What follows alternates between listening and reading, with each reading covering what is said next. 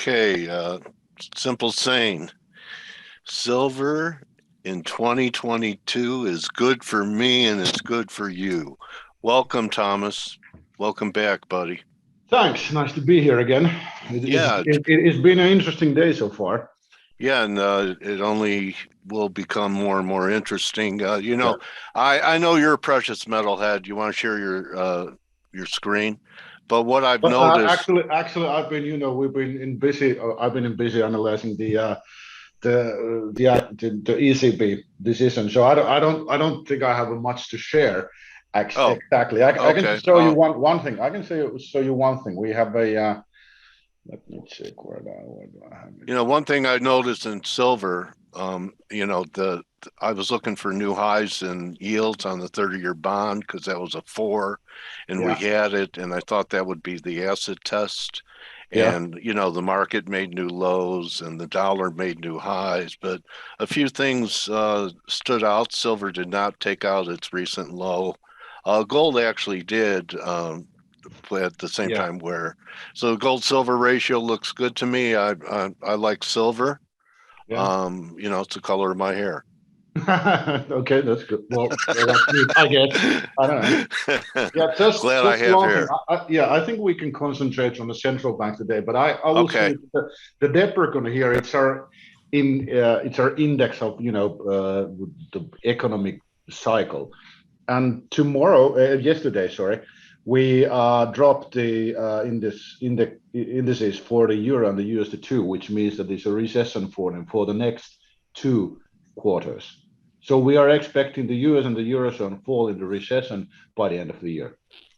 I want to acknowledge your great call before the Fed even made its first move. I think what was it, Thomas? In December, you were predicting 8 or 10 hikes this Yeah, year. yeah, and yeah. Is that still that forecast still hold? I don't know. We this is like we have to see how many points they hike today. Okay. It's just because it has gone crazy. Like within the last I don't know 5 days, you came from 75 basis points being a shock to 75 basis points being a normal. I think I saw a tweet from Jeffrey Gunlack No. asking for 300-point rise. Well, 300 points. That would shock the markets. that would shock, and that will never happen. Like there was I think I don't remember Hey, who it Tom, was. let me ask you something, Thomas. I Yeah. mean, I know everyone wants the Fed to get ahead of the curve, and we're so far beyond the curve, and they're all using the Volcker analogy. But what they miss is 2022 is a lot different than when Volcker was around in 1980. Yep. 1982, we didn't have this kind of debt to service, and something no one talks about. I mean, the fact that rates have doubled. Just think about what that does with all the new debt we took on during the pandemic, just to service the interest. How much more that's costing the government? Yeah, that's massive. And the other thing that Walker didn't have is this massive artificial liquidity from the QE programs. Just if you think of the balance sheet of the Fed, like it's like all close to 9,000 billion. It's enormous. So when you withdraw that, when you draw that from the markets, the massively or start to withdraw that, it will have an enormous impact. And now it has started. You see a small decline in the assets the Fed holds, and this is and they are trying to go with the speed of 95 billion per month, and the plan is that they will get to there within 3 months. So by September, they would be slashing their balance sheet by 95 billion dollars per month, and that's like close to double the top speed of the last quantitative tightening in 2018 2019, which almost collapsed the asset and credit markets in the during the new years of 2018 2019. Oh yeah, and don't we have some of that? You always felt that the next crisis, the epicenter would be in Europe, right, buddy? Yep. Yeah. Okay, and we're seeing spreads blow out. Something I saw a huge spike on Italian. I Yeah, think it was Italian. Italian bonds. It's like 4% now. The yield is at 4% on the 10-year Italian bond. And I was just there was something wrong with the with my phone. I couldn't see. I couldn't check when was the last time the yield was so high. But I think it's very far back. And now the ECB had the emergency meeting. It just ended about like 30 minutes ago. And they gave a statement which they first announced that they will redistribute their what's the word? The PET. No, the PEPP. They will redistribute the pandemic emergency purchase program, whatever they get there, the money, and they will redistribute it. And then they urge committees to come up with new crisis fighting tools. But the thing is that if there are two things in the mandate of the ECB, which are kind of carved to the stone. First one is that you need to, control. The only thing they need to do is control inflation. Well, they're not doing that right now. Right. And the second one is that you cannot never fund governments. And this has previously thought that it's impossible for the ECB to target the yields of any European countries or Eurozone countries. And now they are thinking, what will they do? Like if the inflation in Eurozone was 8.1% in May, that's like never before seen. In Germany, it was 7.9, and this is and it was like something from the 1980s, early 1980s, when the inflation was that high. So we are a massive point of fragmentation in the Eurozone, which, as you know, I have been warning for a while. This is kind of coming from the US. Eurozone is the black swan here, in a sense that if this fragments, it will be the biggest currency crisis in the history of the world, quite simply. Okay, and in favor of the dollar? In favor of the dollar, clearly. Mm-hmm. Okay. So yeah, and I think many don't understand it, but this is such a tricky situation for the European Central Bank that it's difficult to see a way forward from here. There's something that would not hurt the Eurozone, and that's why it's. Well, I think every country is faced with that. So maybe sure. China's the smartest because they're easing right now. They're stimulating. Yeah, but that with so massively over leveraged economy, that will not end well.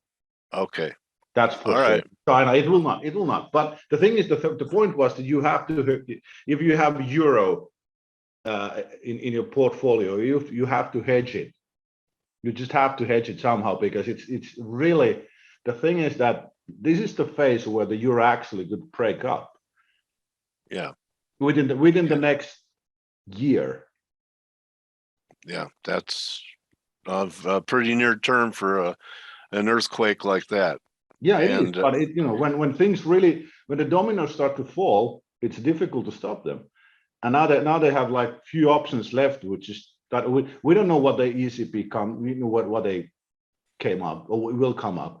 But it will come back to the European governments or the Eurozone governments to issue another recovery fund or something like that, and it will be tricky. So we're going to have a weak Europe while Putin is starting to make headway in Ukraine.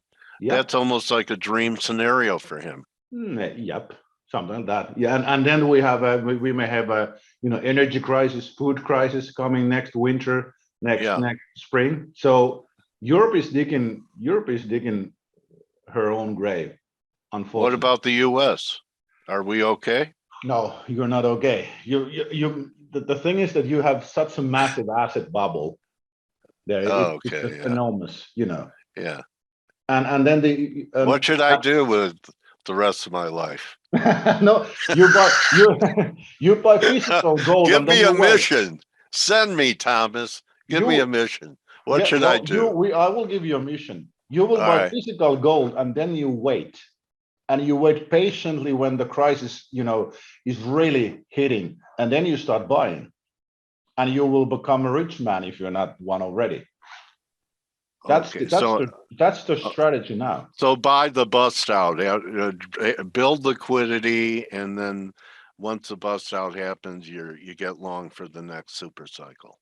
Yeah, that's right? that's the point. That's the way to go now. So I listened for a while of your previous discussion, and although interesting, but I don't see they really understand the gravity of the situation. Like this is not something, we are not approaching a normal recession or even normal economic crisis.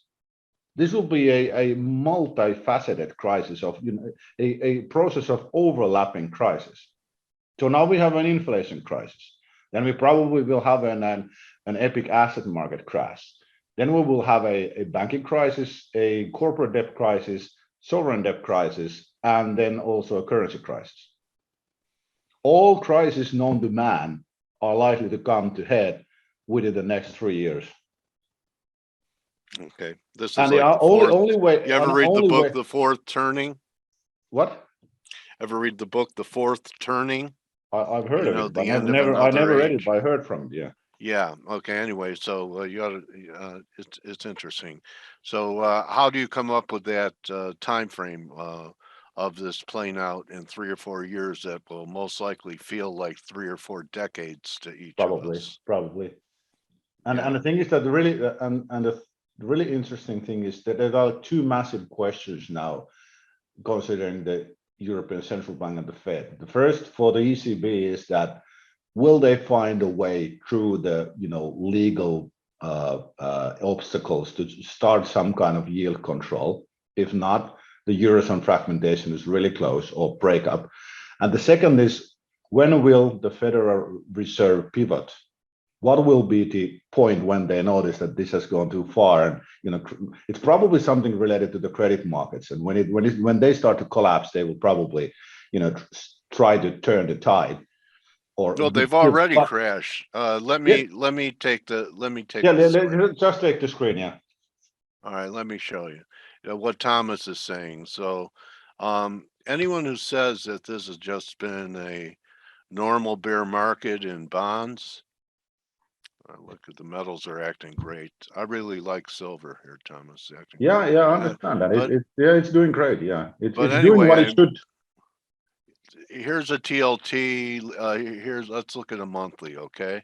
And if this is not, tell me what you see and tell me how much worse this can get. I actually think that there might be some type of contrarian buy here setting up, but I'm okay. So as bad as these look, okay, here's junk.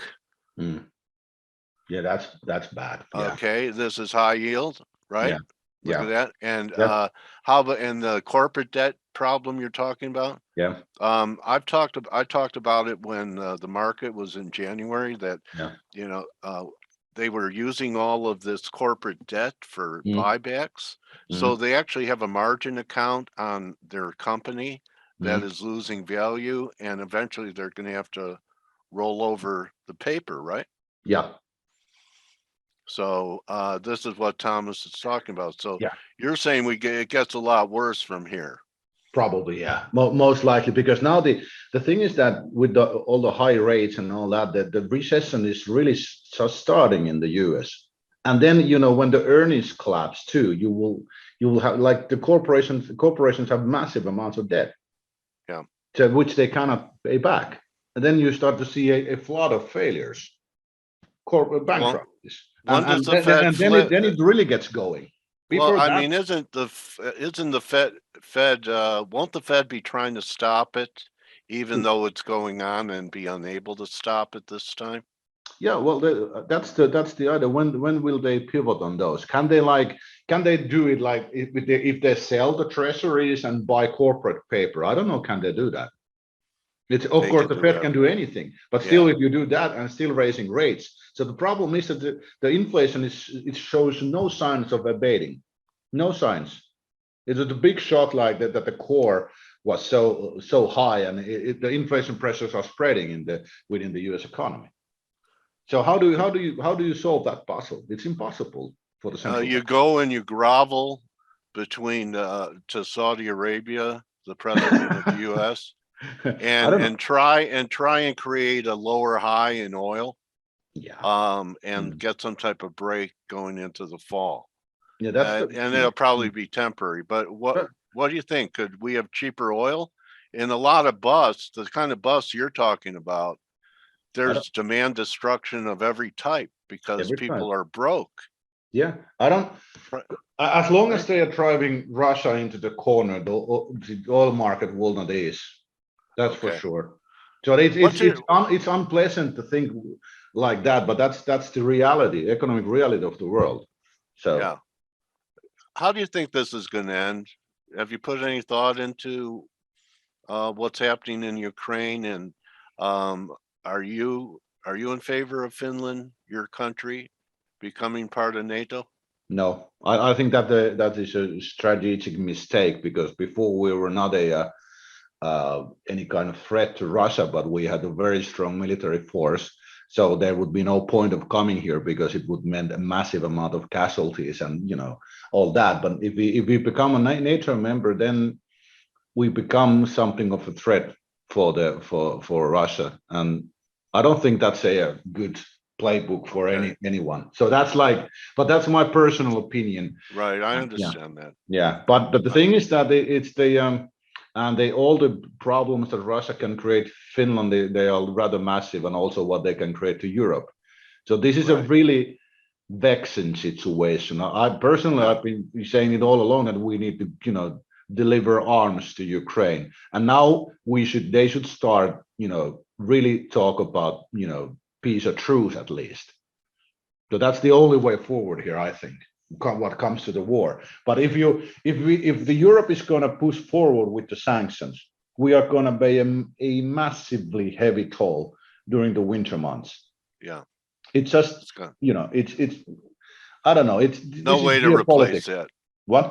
No way to replace that supply to Yeah. Europe. No. Yeah. No way. We can't.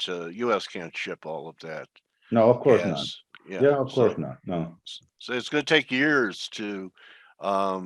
Probably happens after all the dust settles if countries Probably. Yeah. Probably. have Yeah. money. So Yeah. you're optimistic after we get through this 3-year Yeah. tribulation here. Very optimistic. It just means that we have to, you know, recalibrate our economies quite heavily. But there will be a very good period there. But you need to understand that this is most likely the beginning of a very rough phase, and you need to hedge against it. And only hedge we have come up with is basically gold and farmland, and that's it. Okay. So And it's cash? a pretty dire. Any fiat that you would hold? Maybe Swiss franc, maybe, and How about Aussie or a commodity producing country that hmm, produces gold or exports? yeah, Nothing? maybe, but all Brazil? those Brazil, yeah, but it's all emerging countries. Yeah, Their currencies usually end up badly when there is a global crisis, yeah. economic crisis. So I wouldn't hold those. So it's the US assets, and then some. I don't know. There could actually few, like when the war really started and sanctions hit, we actually floated the idea that maybe you should buy Russian rubles.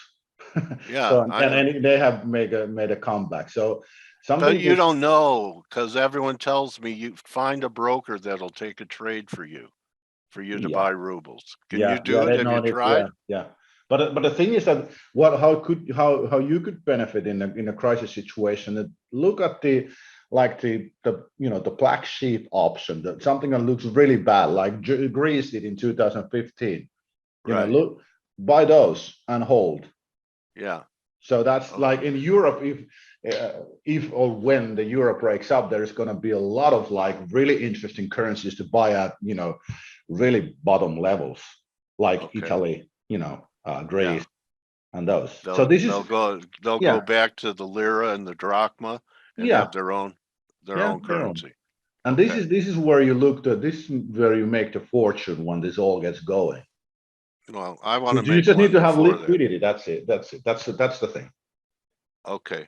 Well, why don't you put up your slide again so people know how to reach you so they could get your research, Thomas. And Yeah. This is ours, and this is okay. actually something. This is very interesting. We in 2019, actually in December, we published the stages of the collapse, Yeah. which basically goes through all the stages that is going to happen in this crisis. And now we're on the counterattack, between the counterattack and the flood.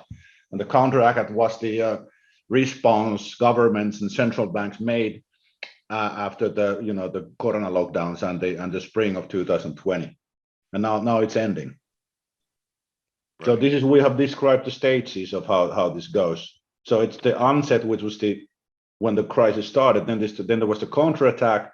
Then there's the flood. There's the flood of corporate and banking bankruptcies. Then there's the calamity, which is kind of the bottom.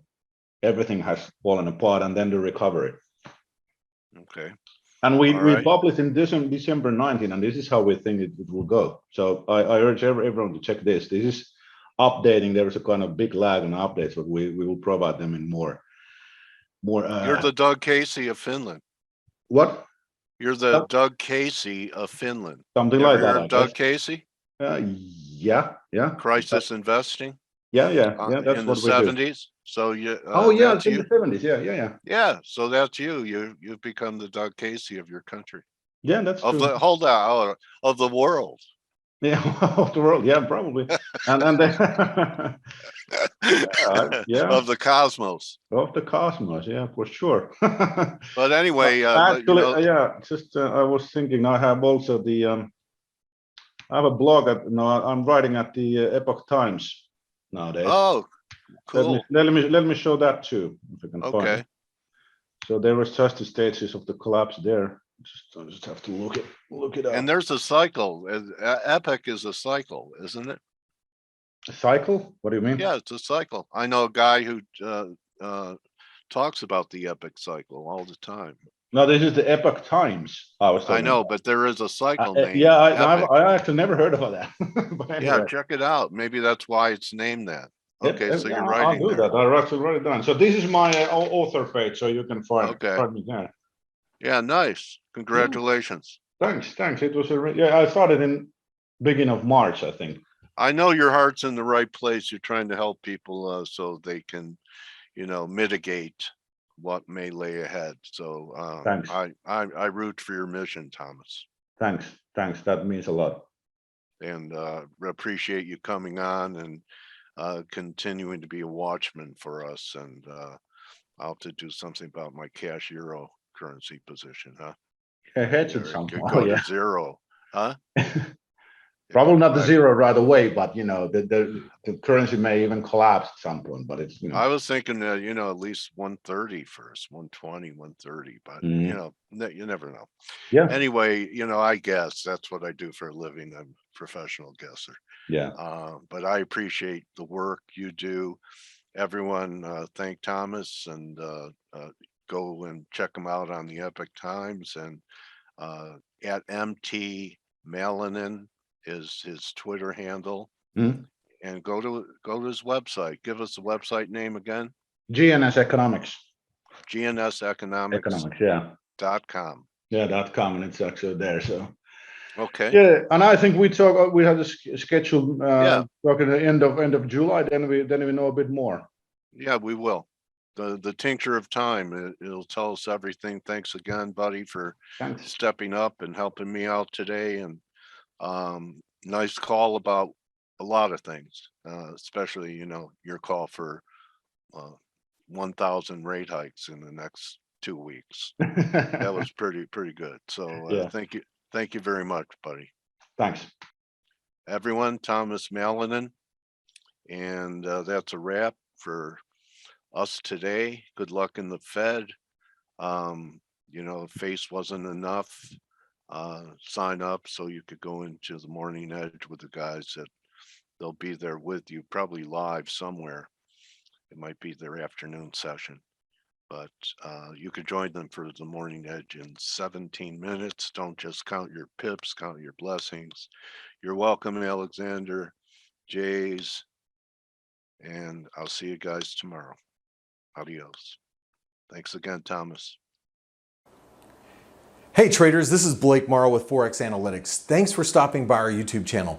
Don't forget to like these videos, share them, and subscribe to our channel so you don't miss any of the content that we provide here for free. Thanks for stopping by. I'll see you in the next video.